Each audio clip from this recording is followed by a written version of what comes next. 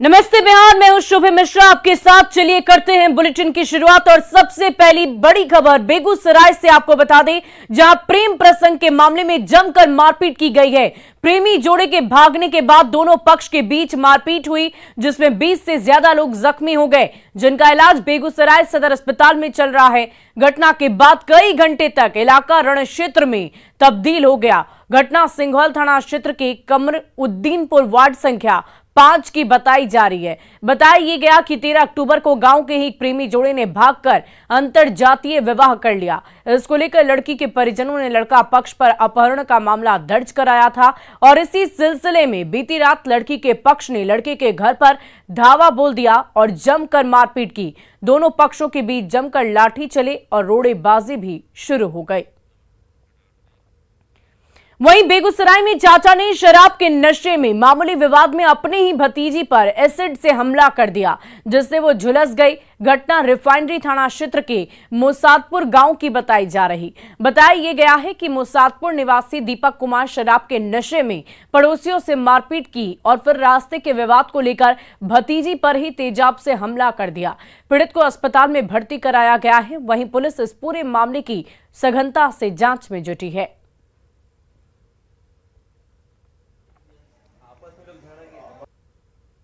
लड़ाई झगड़ा हो रहे हमरा देर साथ में लड़ाई झगड़ा हो रहे संझे से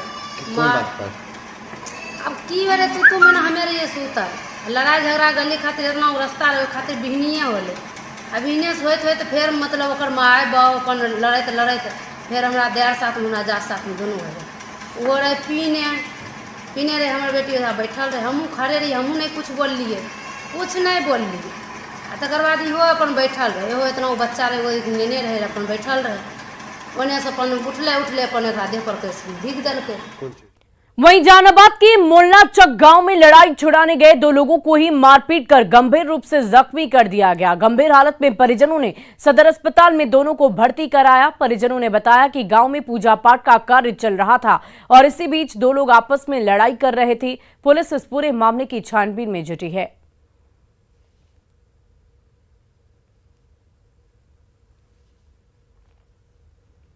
तो ये बड़ी खबर आपको बता रहे हैं, जहां 2 लोगों से जमकर मारपीट हुई। जहानाबाद में ये बड़ी घटना घटी है। झगड़ा छुड़ाने गए थे ये युवक और देखिए खुद ही जख्मी हो गए। जो लोग वहां पर विवाद कर रहे थे उन लोगों में से ही कुछ लोगों ने मारपीट की और जो झगड़ा छुड़ाने वहां पर युवक पहुंचे थे उन्हें ही गंभीर रूप से जख्मी कर दिया।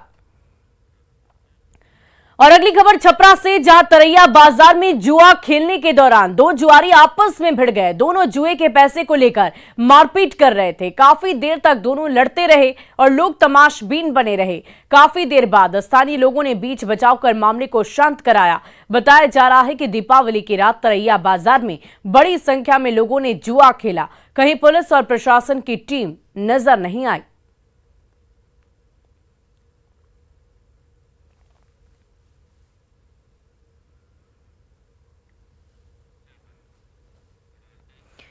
और इसी बीच छपरा से आपको एक और बड़ी खबर बता दें, जहां सबलपुर गांव के मंदिर में आग लग गई है। आग पर स्थानीय लोगों ने काबू पा लिया।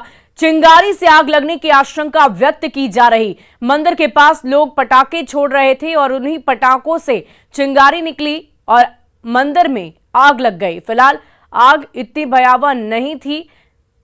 स्थानीय लोगों की मदद से आग को बुझा लिया गया है। छपरा से ये बड़ी खबर आपको बता रहे हैं। ये तस्वीरें आप देखिए, सबलपुर गांव के मंदिर में आग लग गई है। स्थानीय लोगों ने खुद लगकर आग पर काबू पाया। चिंगारी से आग लगने की आशंका व्यक्त की जा रही है। देखिए मंदिर का गुंबद धू कर जल उठा है। मंदिर के पास लोग पटाखे छोड़ रहे थे और यही वजह है कि उन्हीं पटाखों से निकली चिंगारी ने मंदिर को धधका दिया और मंदिर के गुंबद में ये आग की तस्वीर आप इस वक्त अपनी टीवी स्क्रीन पर देख पा रहे होंगे। स्थानीय लोगों की मदद से आग पर काबू पा लिया गया है। और दरभंगा से बड़ी खबर आपको बता दें, स्कूल के प्रिंसिपल के घर पर चोरी हुई है। करीब 5 लाख के जेवरात की चोरी की गई। 1,50,000 कैश भी चोर वहां से लेकर फरार हो गए। यूनिवर्सिटी थाना इलाके की ये पूरी घटना बताई जा रही। पुलिस इस पूरे मामले की जांच में जुटी है। तो दरभंगा से ये बड़ी खबर, जहां 1,50,000 रुपए कैश और 5 लाख के जेवरात लेकर चोर फरार हो उठे हैं। यूनिवर्सिटी थाना इलाके की ये पूरी घटना बताई जा रही। पुलिस फिलहाल इस पूरे मामले की छानबीन कर रही है। स्कूल के प्रिंसिपल के घर पर ही ये चोरी की घटना घटी है। ये तस्वीरें देख पा रहे होंगे, घर का सारा सामान बिखरा पड़ा है। करीब 5 लाख के जेवरात की चोरी की गई। 1,50,000 रुपए कैश भी चोर लेकर वहां से फरार हो गए। की गई थी रात बगल वाले रूम में सो गया था, तो 12:30 पौने 1 के आसपास मैं सोया हूँ। सभी लोग सोए हैं। इस रूम को मैंने बाहर से ताला लॉक किया था, अंदर की सारी खिड़कियां बंद थी। सवेरे जब हम लोग उठे हैं 6 बजे के आसपास में, ताला खोला गया है तो दरवाजा नहीं खुल रहा था। तो मन में शंका हुई। उधर आंगन है, आंगन में ग्रिल में अंदर से ताला बंद था। ताला खोल के मैं आंगन से आके पीछे इसके गया हूँ तो देखा खिड़की का ग्रिल तोड़ के गली में फेंका हुआ है और खिड़की खुला हुआ है। और बिहार की साइबर अपराधियों का मनोबल इतना ज्यादा बढ़ गया है कि वो बड़े बड़े अधिकारियों को भी बख्शने के मूड में बिल्कुल नहीं नजर आते। साइबर फ्रॉड से जुड़े शातिरों ने इस बार बिहार के मुख्य सचिव आमिर सुबहानी के अकाउंट पर ही हाथ साफ कर दिया। बिहार में साइबर अपराधियों का कहर लगातार जारी है। आम लोग तो साइबर अपराधियों के निशाने पर हैं ही, अब हाई प्रोफाइल लोगों को भी साइबर अपराधियों ने ठगना शुरू कर दिया है। इसी कड़ी में एक बड़ा नाम जुड़ गया है बिहार के मुख्य सचिव आमिर सुबहानी का। 1987 बैच के आईएएस टॉपर और सिविल सेवा के वरिष्ठतम पद पर बैठे आमिर सुबहानी के एसबीआई अकाउंट से 90,000 की अवैध निकासी का मामला सामने आया है। साइबर अपराधियों ने बिहार के मुख्य सचिव को टारगेट करते हुए उनके साथ साइबर ठगी की बड़ी घटना को अंजाम दे डाला है। आश्चर्य की बात तो ये है कि जब इस ठगी को अंजाम दिया जा रहा था तब मुख्य सचिव के मोबाइल पर बैंक की तरफ से ओटीपी तक नहीं आया। हाँ, रुपये ट्रांसफर होने के बाद उनके मोबाइल पर मैसेज जरूर आया, जिसे देखकर आमिर सुबहानी हैरान रह गए। आमिर सुबहानी की तरफ से इस मामले को लेकर साइबर फ्रॉड की जानकारी इसी आर्थिक अपराध इकाई को दी गई है और आर्थिक अपराध इकाई के साइबर सेल ने उस पूरे मामले में एफआईआर लॉन्च कर लिया है और आर्थिक अपराध इकाई की टीम बिहार के मुख्य सचिव के अकाउंट पर हाथ साफ करने वाले साइबर अपराधियों की करतूत सामने आते ही आर्थिक अपराध इकाई की टीम इन्वेस्टिगेशन में जुट गई है। खबर है कि साइबर अपराधियों ने आमिर सुबहानी के एसबीआई अकाउंट से रुपए उड़ाए हैं। हालांकि क्विक एक्शन लेते हुए आर्थिक अपराध इकाई ने तो ये पता लगा लिया है कि रुपए कहां ट्रांसफर किए गए हैं। शुरुआती जांच में यह भी पता चला है कि साइबर अपराधियों ने 2 बड़ी कंपनियों की वेबसाइट से ऑनलाइन शॉपिंग की है। मुख्य सचिव के अकाउंट से रुपए उड़ाने के बाद अपराधियों ने अमेजन और मोबीक्विक के वेबसाइट से खरीदारी भी कर डाली है। आर्थिक अपराध इकाई दोनों ही कंपनियों के संपर्क में है, जिसके बाद मोबीक्विक ने सामान की डिलीवरी पर रोक लगा दिया है। इस लिहाज से देखें तो 40,000 रुपए बचा लिए गए हैं। पर दिवाली की पूर्व संध्या पर मुख्य सचिव को झटका देने वाले साइबर अपराधी जब इतने बड़े अधिकारी को निशाना पर ले सकते हैं तो आम लोगों की बात ही क्या की जाए। ऐसे में सावधानी ही एकमात्र जरिया है जो हमें इन साइबर अपराधियों से दूर रख सकता है। क्या है वो सावधानियां जिसका ध्यान रखना आज के दौर में बेहद जरूरी है, इसे भी समझ लीजिए। साइबर फ्रॉड के फांस से कैसे बचें? स्ट्रॉन्ग पासवर्ड का चुनाव करें। अपनी बैंकिंग जानकारी किसी के साथ साझा ना करें। बिना सोचे समझे किसी भी लिंक पर क्लिक नहीं करें। किसी अनजान से अपने आधार और पैन कार्ड की जानकारी नहीं बांटें। किसी तरह की फ्रॉड होने पर तुरंत अपने बैंक से कांटेक्ट करें। आज के समय में आपका मोबाइल फोन ही आपका चलता फिरता बैंक है। इसी फोन पर आपके बैंक के सारे नोटिफिकेशन, ओटीपी, सिक्योरिटी कोड आदि आते हैं।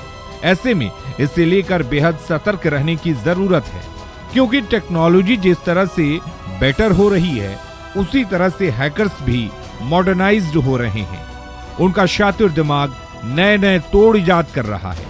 ऐसे में जानकारी, सावधानी और सतर्कता ही साइबर फ्रॉड से बचने का सबसे कारगर उपाय है।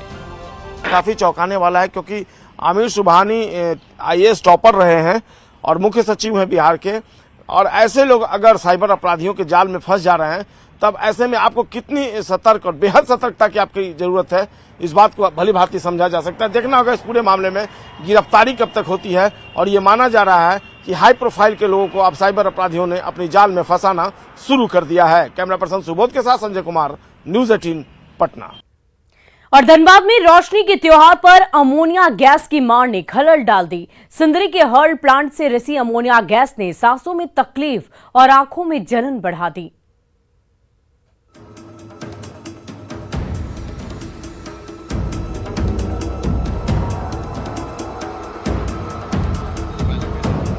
दीपावली पर सिंदरी के बाशिंदों के ऊपर मुसीबतों का पहाड़ टूट पड़ा। हर्ल उर्वरक प्लांट से अचानक अमोनिया गैस का इतना तेज रिसाव होने लगा कि उसकी दुर्गंध पल भर में ही रिहायशी इलाकों में फैलने लगी। तेज हवाओं ने अमोनिया गैस को चंद मिनटों में डूमघर तक पहुंचा दिया। जैसे ही नथुनों में अमोनिया गैस की तीखी गंध पहुंची, सांस लेने में दिक्कत होने लगी। ऊपर से आंखों में जलन ने और परेशान करके रख दिया। गैस के प्रकोप से बचने के लिए बच्चों से लेकर बुजुर्गों को नाक को गीले कपड़े से ढकने पर मजबूर होना पड़ा। फिर भी तकलीफ कम नहीं हुई। क्या दिक्कतें हो रही है? सांस लेने में दिक्कत हो रही है। किसी स्मेल को आप सूंघ पा रहे हैं? सांस लेने में दिक्कत हो रहा है, आँख जल रहा है, नाक जल रहा है। दीपावली के दिन हर्ल प्लांट में ट्रायल के दौरान पाइपलाइन से अचानक अमोनिया गैस रिसने लगी। वहीं गैस जैसे ही हवा में घुली, खुशी के दिए जला रहे सिंदरी वासी तकलीफ में आ गए। पटाखे और दिए छोड़कर उन्हें नाक ढकने पर मजबूर होना पड़ा।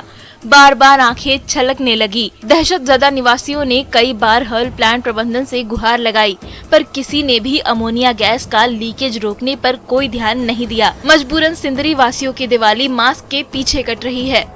प्रबंधन फोन ही नहीं उठा रहा है। कई बार फोन किए लेकिन प्रबंधन फोन ही नहीं उठा रहा है। यहाँ देख रहे हैं आप लोग खड़ा हैं तो कहते गैस का महक आ रहा है और सांस लेने में भी दिक्कत हो रही है, आंखों में जलन हो रही है, लेने में दिक्कत हो रही है, पथरी लग रही है और पानी आँख से पानी आ रहा है।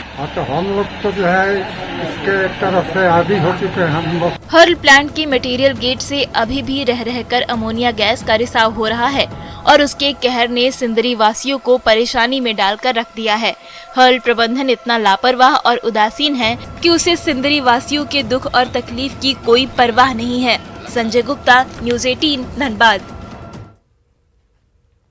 और खबर गोपालगंज से, जहां दीपावली की रात आतिशबाजी के दौरान 17 बच्चे झुलस गए।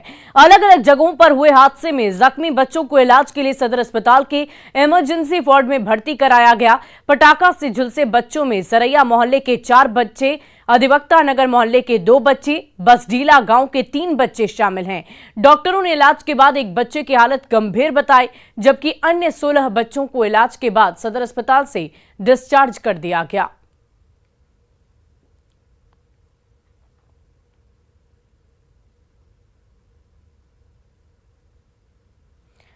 तो आतिशबाजी में 17 बच्चे झुलस गए हैं। ये तस्वीरें आप देख पा रहे होंगे। सभी के परिजन वहां पर मौजूद हैं और एक बच्चे की स्थिति काफी गंभीर बताई जा रही है। आपको बता दें कि ये तमाम जो हादसे हुए हैं वो अलग अलग जगहों पर हुए हैं। अलग अलग मोहल्ले के अलग अलग बच्चों ने पटाखे जलाते वक्त सावधानी नहीं बरती, जिसका नतीजा ये है कि वो अस्पताल में इलाजरत रहे।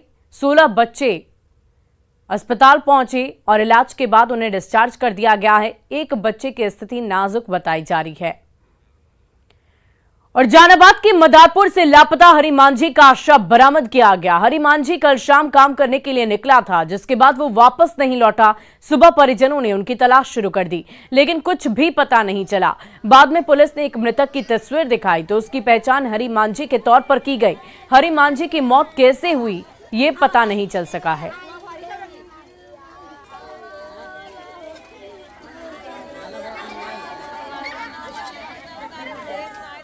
और देखिए, अक्सर आपने सुना होगा कि किसी डूबते इंसान को बचाने के लिए दूसरे शख्स ने जान की बाजी लगा दी, लेकिन अब जो तस्वीर हम आपको दिखाने जा रहे उसमें किसी इंसान ने नहीं बल्कि एक फीमेल डॉगी ने अपने बच्चे को बचाने के लिए जान की बाजी लगा दी है। एक मां की ममता और उसकी बहादुरी का ये वीडियो सोशल मीडिया पर काफी वायरल हो रहा।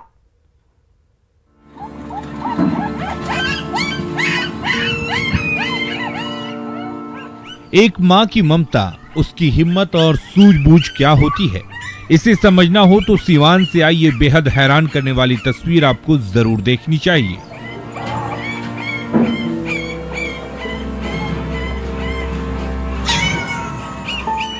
ये तस्वीर हैरान इसलिए करती है क्योंकि इसमें किसी इंसान ने नहीं बल्कि एक फीमेल डॉगी ने अपने बच्चे को बचाने के लिए गहरे पानी में छलांग लगा दी और उसे बचाकर मौत के मुंह से बाहर खींच लिया।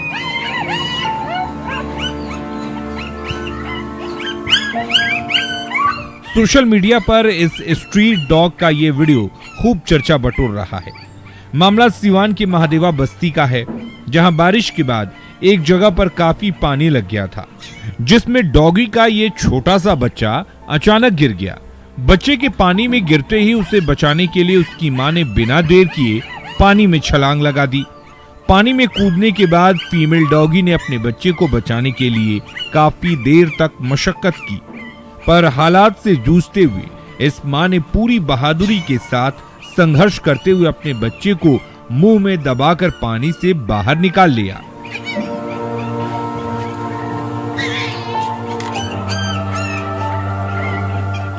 इसके बाद इस फीमेल डॉगी ने अपने बच्चे को अन्य बच्चों के साथ रख दिया और सबकी रखवाली करने लगी।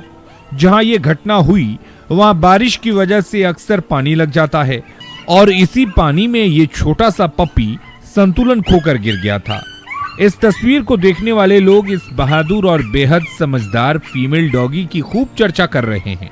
ये वीडियो कौतूहल का विषय बना हुआ है और लोग इस फीमेल डॉगी की इंसानियत को देखकर हैरान हैं। न्यूज़ 18 के लिए सीवान से मृत्युंजय सिंह की रिपोर्ट। और अब बात सूर्य ग्रहण की। आज इस साल का आखिरी सूर्य ग्रहण लगेगा, जिसका आंशिक असर बिहार में भी दिखेगा। ग्रहण का सूतक काल शुरू हो गया है। सूतक काल शुरू होते ही मंदिरों में कपाट को बंद कर दिया गया। गोपालगंज में प्रसिद्ध थावे मंदिर में सूतक काल शुरू होने से पहले पूजा की गई। पूजा के बाद मंदिर में विराजमान देवी देवताओं की मूर्तियों को गर्भगृह में बंद कर दिया गया। मंदिर के पुजारी के अनुसार अब शाम 6:30 बजे ये कपाट खुलेगा और उसके बाद पूरे विधि विधान से साफ सफाई करके पूजा अर्चना की जाएगी। आपको बता दें कि सूर्य ग्रहण का सूतक 12 घंटे पहले लग जाता है। सूतक काल में पूजा पाठ नहीं किया जाता।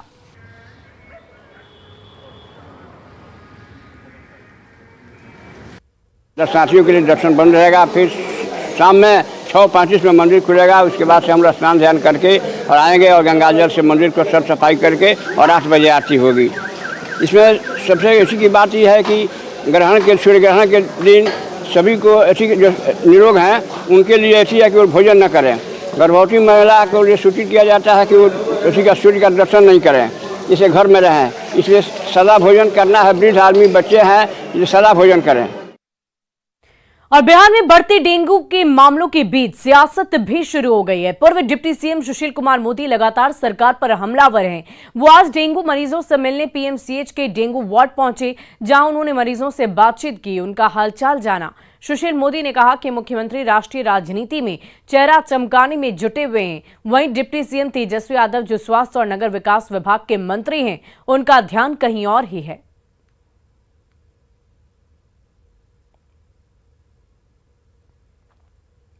रोकने के लिए जो प्रयास होना चाहिए था, अगस्त महीने से इसका प्रकोप बढ़ रहा था।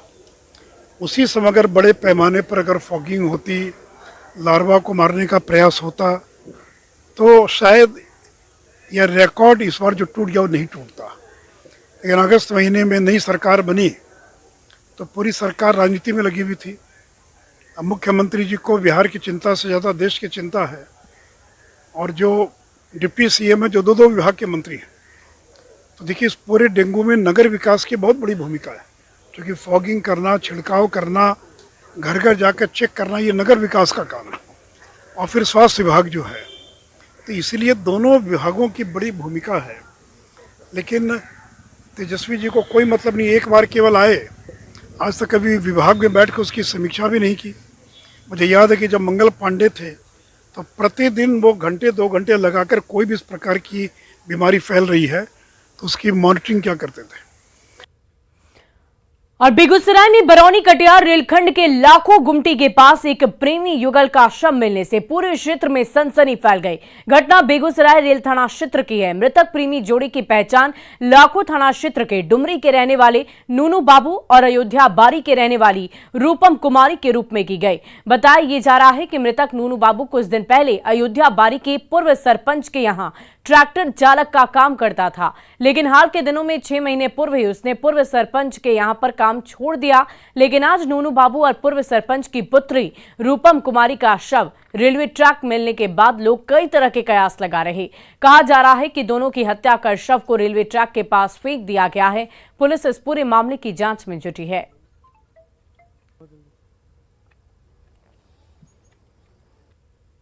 जानकारी मिली यही जो रात किसी संग दोनों को काट के बिक दिया है रेलवे लाइन। कहाँ पे? लड़का लड़की के रेलवे लाइन। पहचान हुआ? नहीं, अभी नहीं।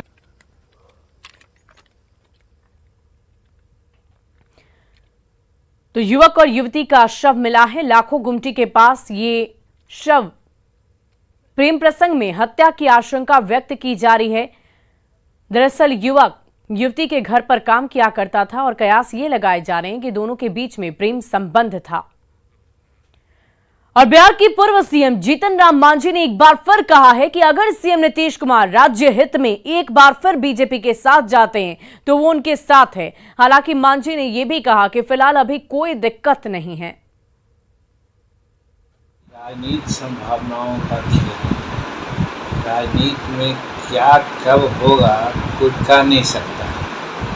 उदाहरण के लिए जब हमारे नीतीश बाबू बोले थे कि भाजपा बड़ा झूठा पार्टी है, मर जाएंगे मिट जाएंगे लेकिन भाजपा में नहीं गए, लेकिन गए। तो जनहित में निर्णय लिया जाता है, कहीं हुई बात प्रासंगिकता समय के अनुसार खत्म हो जाती है। तो उसी प्रकार से आज की जो स्थिति है, अभी जो एनडीए के जो महागठबंधन के लोग हैं बहुत इंटैक्ट हैं, आपस में बहुत कोऑर्डिनेशन से काम हो रहा है, कोई दिक्कत नहीं। नीतीश कुमार यदि ऐसा सोचेंगे कि राजहित में हमको फिर कहीं अलग पार्टी बनानी होगी, बनाना होगा, भाजपा के साथ जाना होगा या और भी विकल्प है, उन विकल्पों में जहां नीतीश कुमार जाएंगे वहां हम रहेंगे।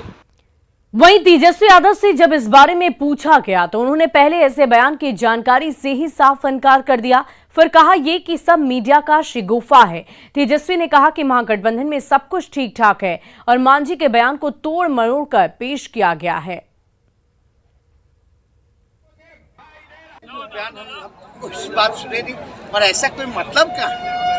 हम लोग महागठबंधन के लोग मजबूती के साथ एक साथ हैं। हम लोग सब लोग निर्णय जो लेते हैं एक साथ लेते हैं, और हम लोगों ने तो भाजपा को यहाँ से सबक सिखाया है। भाजपा को खदेड़ा है तो कहाँ सवाल कोई पैदा होता है। हम मांझी जी अभिभावक है हम लोगों के, हम लोग सब लोग साथ मिलकर के चल रहे हैं। और जीतन राम मांझी के बयान के बहाने जेडीयू प्रवक्ता अभिषेक झा ने बीजेपी पर तंज कसा है। साथ ही ये भी कहा कि इस तरह के बयान के कुछ भी मायने नहीं है। हमारे नेता आदरणीय नीतीश कुमार जी ने, हमारे राष्ट्रीय अध्यक्ष आदरणीय ललन सिंह जी ने स्पष्ट तरीके से कई बार कहा है कि भाजपा के साथ जाने का तो सवाल ही पैदा नहीं होता। भाजपा ने हमेशा अपने घटक दलों का अपमान किया है, पीठ में खंजर भोंकने की राजनीति की है, इसलिए भी देश के स्तर पर कोई उनके साथ रहना नहीं चाहता है। अब इसके बाद कौन से नेता क्या बयान देते हैं, बेहतर वही लोग बता सकते हैं। इन बयानों का हमारे लिए कोई मतलब नहीं है। मीडिया में लोग अपने हिसाब से बयान देते हैं, ऐसे बयानों पर विशेष प्रतिक्रिया का कोई मतलब भी नहीं बनता है। और फिलहाल इस बुलेटिन में अभी के लिए बस इतना ही, लेकिन न्यूज़ 18 बिहार झारखंड पर खबरों का सिलसिला लगातार जारी है।